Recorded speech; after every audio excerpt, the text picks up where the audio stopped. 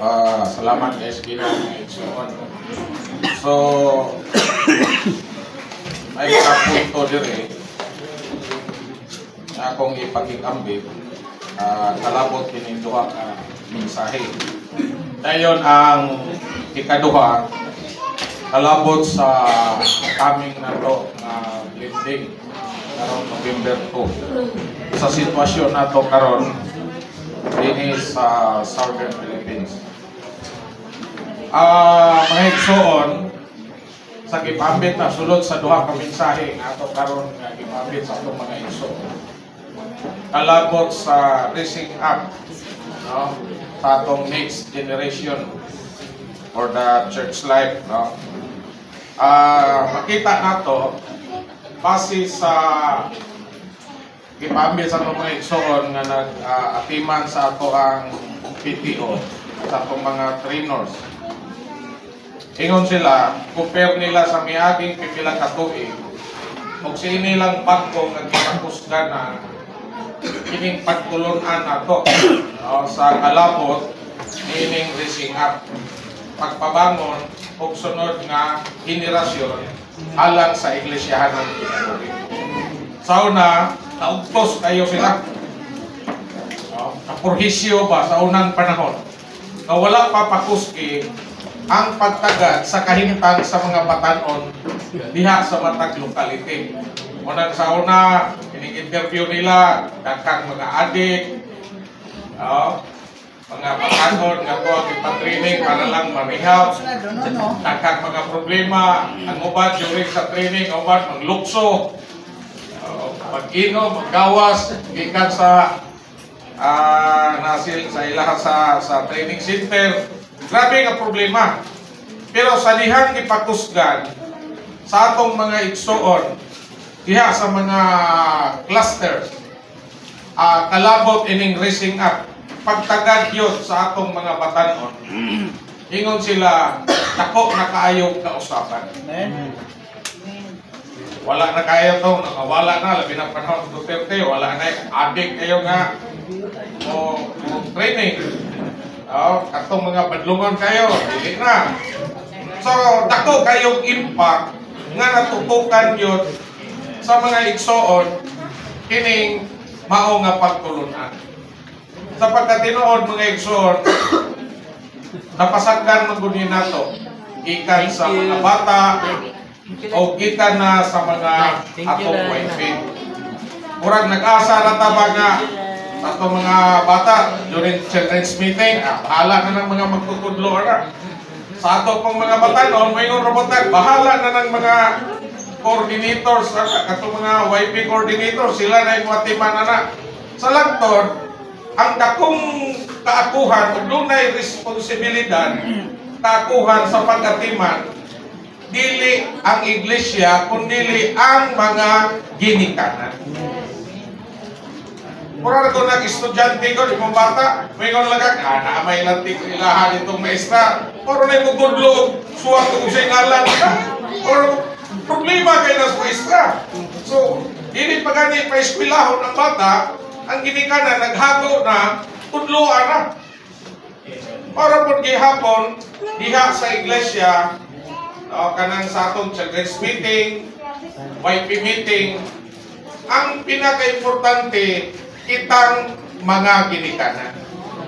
Pero unsaon mo po nato paghiya, pagmatuto, pagpabangon o sunod nga mga kaliwatan nga magamit sa Ginoo, wa mo ta mahibalo.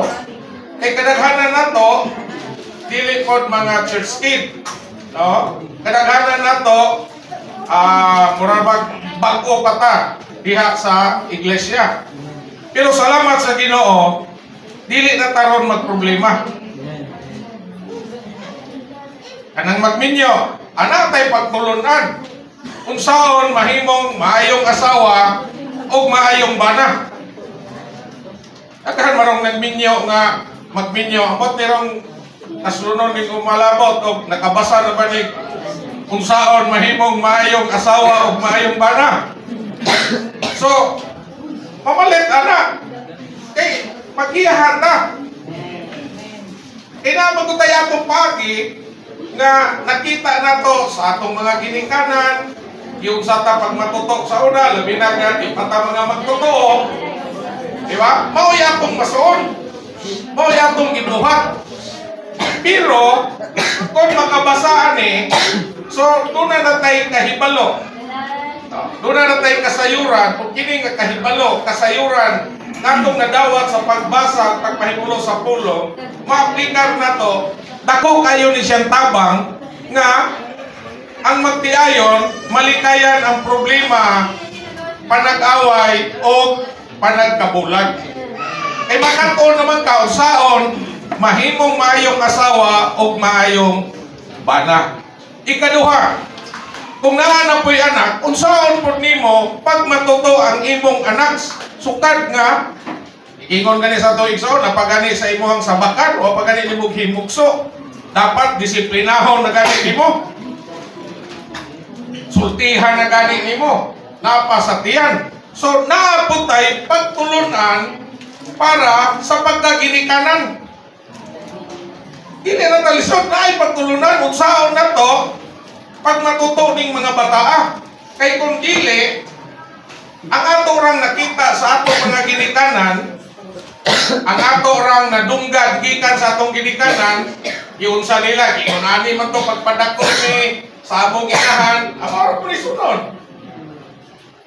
Dayon, hangtod na magdako na mahimo ng mga wife, o na ning ang mga ginikanan, nagkinahanglan na punta ining libro, no, Raising Up sa Next Generation for the Church Life. Pangutan na ron, kinsa mang magtiayon nga naay pagtulunan sa pagka banag asawa. Ilawe, isang kamot, katong na magtiayon nga naa, atong nga mao pamphlets ra na siya, apoy nako no na. Daghan kayo wala mo na, daghan kayo siging away. Dahil madugay kinaway ay hindi na kayo magsinaptan ay magbulag. Mga ikson, pamalit mo ng libro ha. Nanay ko ko na. Dayon, kinsa man pong ginikanan dire, magtiayon nga naapod mo ipagtulunan sa pagkaginikanan. Taas kamot. O pilaran yung kabuok. Di ba? Nanaw ta kita'y nanantabay palagyanan, masayot ta. Karon, ikatulo, kinsa may naay libro. Kani-kani itong itunan ron. May isa ng gamot itong na, magtiayon. Naghagya pong wala. Sunod, di magita na magay managminyo akong ingnon si Aljen. Kinintolo, ayaw kasla, wala anang kuana. Pagtulunan na, papalita. Pasahon kay pasahon lagi sila ilaha. Mo na problema ron. Una, kaning magtiayon bana o kasawa. Para mulisir dili magita ingon 100%. Wala pero malisir, no, magkagamay ang problema sa bana o kasawa. Ikaduha, kung saan po mahimot ang mayong ginikanan o kung saan na to pag matuto ang atong mga anak, ikan sa gagmay pa. Kay kung mamatuto magod na to, malisir po ang problema diha sa iglesia. Kay diha daan sa panimalay, ato naman daan gitrain, ato naman gibansay ang atong mga anak. Karon ako maobserbaran, ang mga batanon nga wala gitrain sa ginikanan, sa buluhaton lang sa panimalay. Pag naa na sila, mabulag silang panimalay, lisod yun. Ikani ultimo paglungag di kabalo. Samot nagpalungagog mais, humay ra gyud hibalan. Ultimo gani magprito, di pa gyud kahibalo, prito ra. Tako ra, di karon mo nang ingon. Di man na nagsukad na nga problema. Di kabalo man limpyo. Sa iluwal ko mga iksona, pasig naman, pero ato ni hisgutan, kayo saan nung pagkamatabangan ta? Kinsa may butudlo una, anak. Natural, kita yung mga ginikanan. Paano ang mga praktikal? Kaya kung ang atong anak, pananglitan karon, nakahuman sila, ang atong requirement yun, makahuman o K-12, no? Pa-training na to PTO. Pag na sila sa PTO, na sila kanang weekly propagation. Kunya kay i-assign magkaka sa lokalite. Pag abot dito, di kakabalo man limpyo. Kung sige, kakatanaw-tanaw. Di po kakabalo man luto. Ultimo, ang nasa lokal, problema ka sa kaibutan.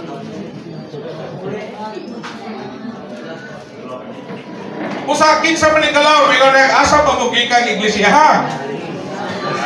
Mo ingam dek ay gikan may anong gikan na pabig sulok. Ay. Insa mo mo'y atsyano diha? Insa mo mo'y inyong ginikanan? Diba? Manay kinood. Damay-damay na. Pero ang problema, naa natong mga ginikanan. Kung sa mga igsoon, mamalita na. Haron nga natabay giya kung saan na to. Dayon, ang mga karagong mga bata na to, kung gagmay pa, dili na to sila itrendaan sa gagmay pa. Dagko na ganing liso. Musukol na, musupak na. Pero kung ang bata gamay, imatuto na nato daan, nabatasan na nila. Naanda na nila nga kung manaa silang balay o wala silang balay, pagkakita nagtrabahoon, mato naglain balay, di na magpasugo, mulihok na lanag, ilaha. Praise the Lord. Kabalo na. So kung wanha sila ko sa kadapit, o kaliwat ba, iyaan, uyuan, laing panimalay lang hanaan, ang katong panimalay nga ilang giabdan, malipay to nga naa sila, naabot sila sa ilang panimalay. Kani og mingog uli mo siya kayo sa uli. Kano man, nakapasabot nga napanalanginan ang maong tagbalay.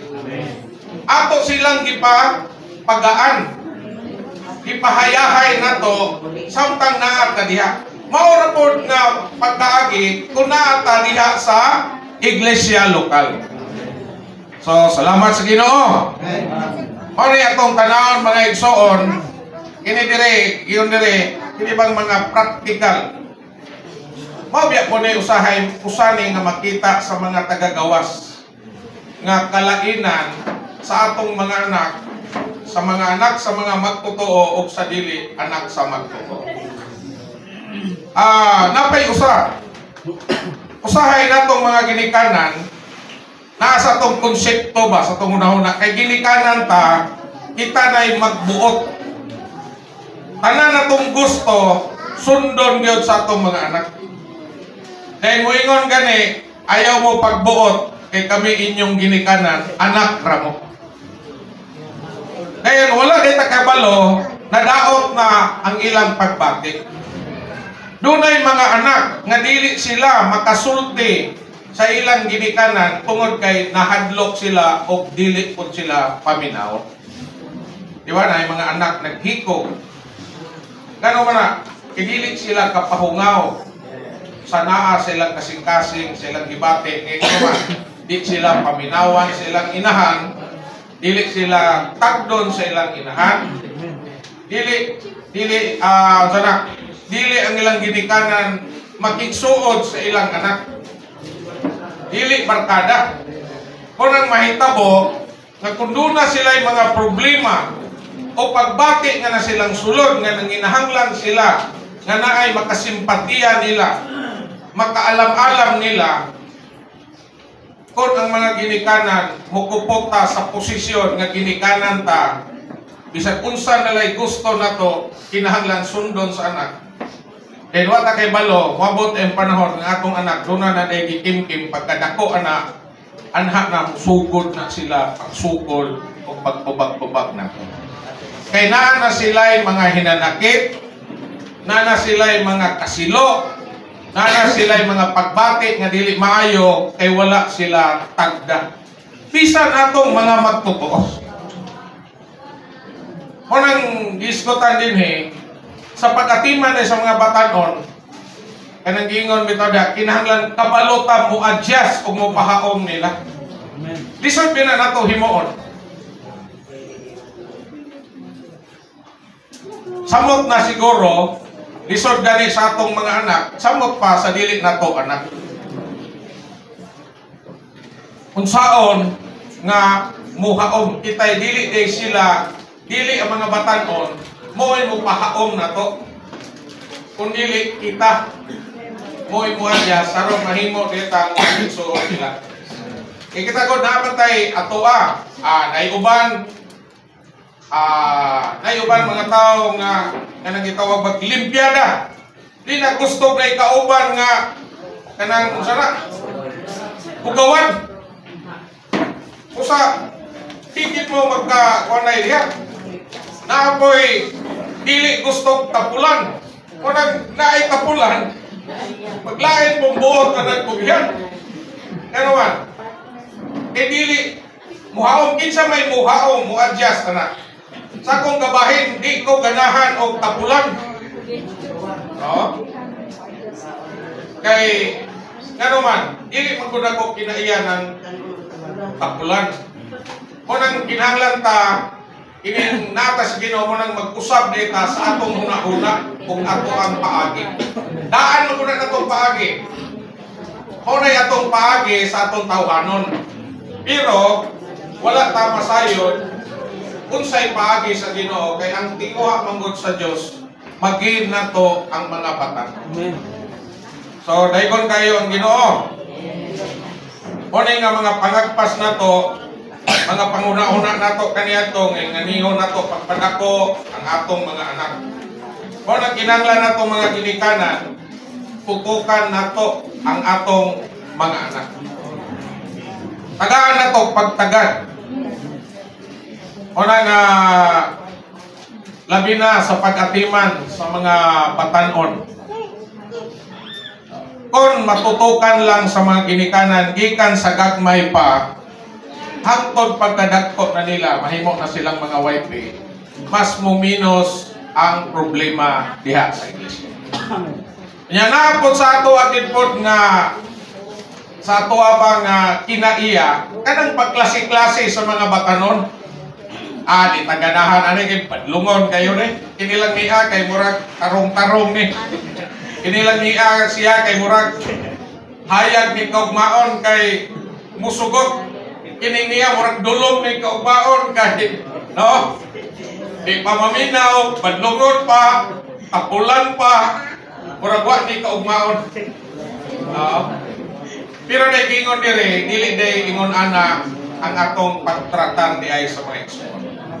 Kay gingon ni Brother Lee, dunay mga maayo karon. Ay ingon nato nga murag dunay masanagong kaugmaon.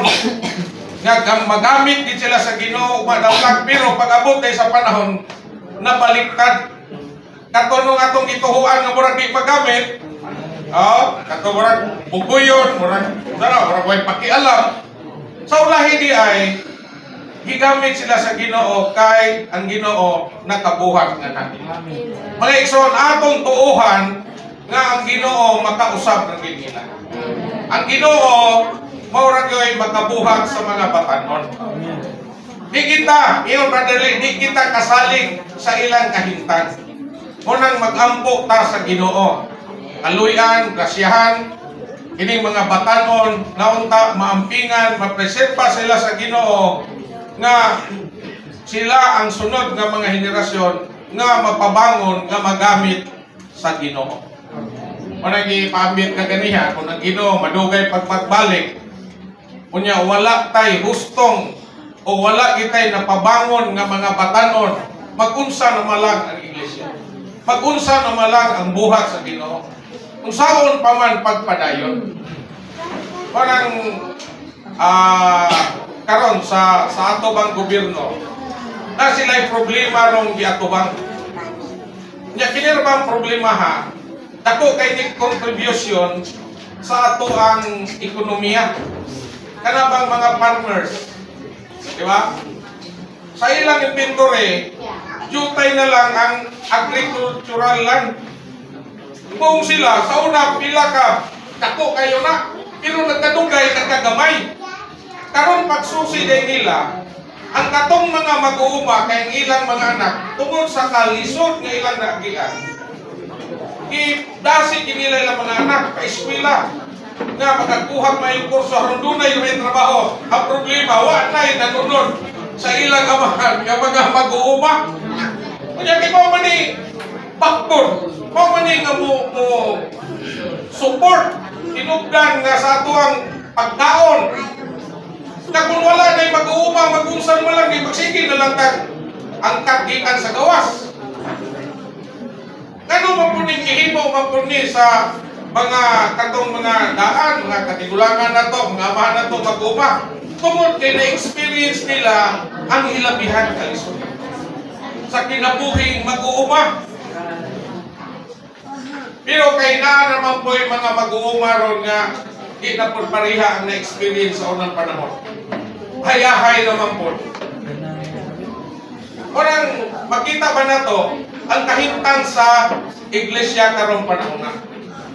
Kung dili nato atimanon ang mga batanon, ang pag-atiman sa mga batanon mga igsoon, dili sayon. Ngano man, mugugol kag panahon, kusog, labaw sa tanan, kwarta. Lison naman ka mukuhag mga batanon. Karon kung makahuman na sila, makagraduate na sila sa ilahang kurso. Kay manarbaho naman na. So kinahanglan ato katong tong mo graduate og K-12. Okay, mo eskwela pa maging nag-college. Nakaroon kay mo eskwela man kinahanglan ginaga porta, support. Kinahanglan ka ug wa koy mo support kung saan man port nga maka-eskwela sila. Ya dili raman kay allowance. Bisan pa pagkaon landaan. Ako na ng gasto. Kung na bisan mo compute ka sa isa lang katao sa usa ka adlaw gikan buntag hangtod gabi. Bisan lang siguro kada kaon 20 pesos ra gyud. Dala snack pila na kung imong sumadahon gikan sa kuryente, tubig, bisan lag 100 sa isa ka adlaw. Di ba? O pila ka ba dako gina kayong gasto. O sa iglesia pud imo nang isalig sa iglesia mga igsoon. Bukat pud biya na sa iglesia. Mayo lang ang iglesia kung dagko ang offerings. Mayo lang ang iglesia kung daghan ang mga balaan nga luna kay kasing-kasing nga muhalad. Dili lang sa ikapulo, bisan pa sa mga special offerings sa mga balaan. Dahil mayroon kag pila ka tuig, upat ka tuig. Parang dili gamay nga trabaho ang pagpangatiman sa mga batan. Pero kung nahigugma ta sa Ginoo, dili na to bugat ning utana. Nahigugma pud ta sa mga batanon. O andam pud ta mga timan sa mga batanon. Kaya dili pud ta ma-discourage na yun. Kasi ay maka-encounter ka na ay mga problema sa mga batanon. Di mo patoo. Karon panahon na, bantayanan sa una, sa ato pabitawang pagtulunan, bantayan nga di magkuyog ang lalaki o ang babae. Karon? Diba? Karon. No? Kay bisan pulos babae magkuyog ay problema magyapon. Kaya may laki nun. Kung pulos po lalaki, kinaman po'y babae nun. Ha? Problema yapon sa una, duha, karon upat na. I-intensify na. Sa una, babae rin maglaki, bandayan. Ako. Karon di pulos lalaki, delikado yapon. Labi nag-action nag-AI gamay, ay. Parang, grabe, di na basta-basta ron. Kung nga, naghanap ka bantayanan. Kunya tungod po sa ato ang pudron nga komunikasyon, grabe na ka kuan mga igsoon. Munang mag-ampo ra kita sa Ginoo. Aluyan ta, grasyahan ta sa Ginoo nga mga batanon maampingan, mapreserba, makahuman sa pag-eskwela, samtang nag-eskwela sila, na sila sa lokal, asa sila nga magpagamit sila sa Ginoo. Dahil kung makahuman sila, at tubangon na po nato, 2 years sa Malabon, pilay gastuhon sa usa ka kwanron? 8,000. Ukso, Jess. Ingapot mo si Jess. So, pila sa usa ka tuig? Duha ka tuig, 40,000. Kada same na. Plus, kwan pa, allowance. Ticket pa. Sa usa lang ka tao, labing minus. Na siguro sa mga 80,000. Sa usa ka tuig. Sa duha ka tuig. Pinaka-minus na gina. Kinsa may mangako na. Mga igsoon, ang Ginoo. Kita, lisod kita, may mataga. Naglisod, magani may ning amuha. Naglisod, magani may napabimong anak, punan pa. Kung ingon anak, yan ang atong huna-huna, mga igsoon. Di yan matiman ang atong mga batanon. Dahil kung makahuman sila sa full-time training sa Malabon, then manarbaho sila, asa sila mupuyo, diha ba? Mayong kag may magpaarawan kay nay ganansya. Kani way ganansya ni. Ginoo ra mo'y bahala mo tagbo sa atong panginhanglan. Praise the Lord.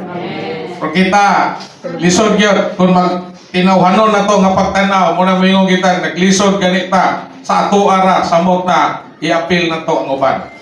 Pero mga igsoon, walay imposible sa Ginoo. Malipayon ta, unta kitang mga naa sa iglesia, mga ansyano, mga responsableng mga igsoon sa matag lokalidad, mga batanon sa atong lokal, o welcome batag ubang mga batanon gikan sa ubang locality. Praise the Lord. Depende na sa mga nanguna. Kung naagitay tinguha para pod matabangan ang atong mga batanon o matabangan pod ang buhat na naa sa atong locality.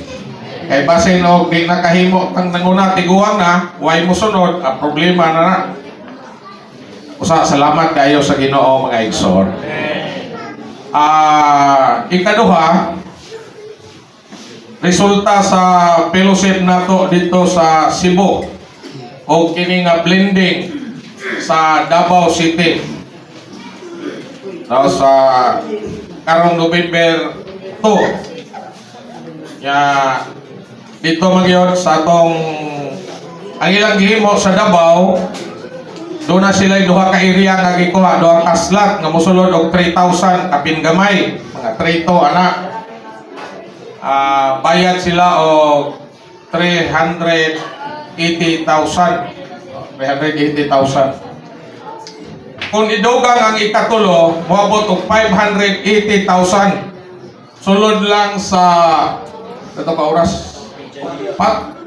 Basta kay murag taman alauna. Dayon start 8, 9, 10, 11, 12, 1. 5 ka oras. Atong bayranan sobra 500,000. 580. Lahat tanan. Ato tanan. Dayon, naisgutan man sa unang gabi sa fellowship kasi Brad Chelito nag-fellowship man ato dito. Nakuanan man to, si Brad Manuel, mau ganito yung gingon. Sila sa Davao, primero, wala man sila mo proper o fellowship. Pero dito, ato naman lang kuha naman lang. Wala yung pa ato na lang ikonsiderahan ang ilahang kahimtang. Dayon sa tumong pod sa mga igsoon kini yun nga pagkausap. So